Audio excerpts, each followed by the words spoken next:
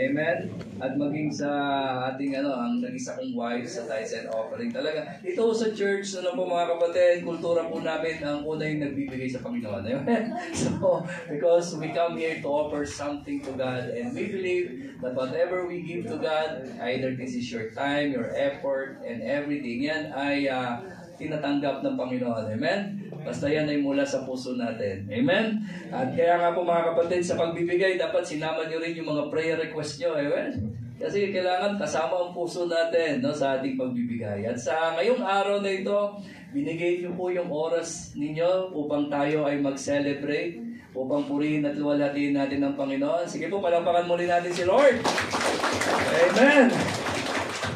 So ngayon po ay actually we celebrate Christmas on December 25, pero dito po sa Qatar, ito lamang po yung day off natin. I believe no Friday we can celebrate the goodness and faithfulness of God. Amen. Kaya mga kapatid, sa mga mangyayari hanggang mamaya ay we encourage everyone, let us just to celebrate.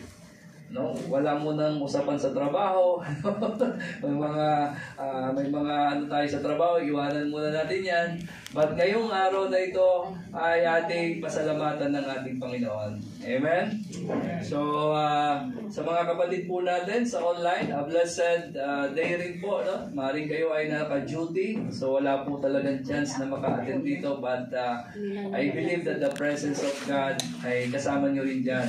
Nasaan man kayo. Amen. And especially sa Pilipinas, no, damang-dama na puro ng Christmas. Yung mga kapatid po nating nagbakasyon.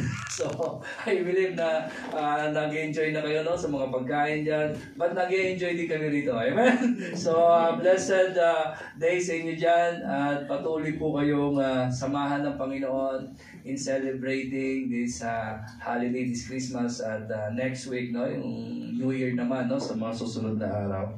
Sige po mga kapatid, palakpakan natin si Lord. So natanong ko lang, kilala niyo na po ba yung mga katabi ninyo? Pwede ba ninyong matanong, kapatid, anong pangalan mo? So para at least may bagong pangalan na nakilala. Kasi dito sa church ay we are family oriented. Amen? So yung mga katabi natin ay make sure na wag po kayong matatapos ang gawain na hindi niyo nakilala. Amen?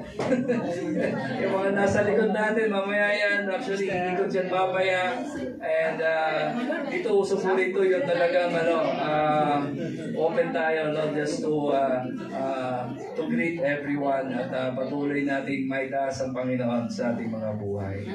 Amen. So mukhang napakarami na po ng mga gifts. Actually, nabigla po ako sa mga gifts. I'm not expecting na ito po ang magaganap. Pero I believe that ang bawat isa ay nandito tayo sa talagang yung season of Christmas na kung saan papasalamat tayo sa Panginoon bagamat hindi December 25 ang exact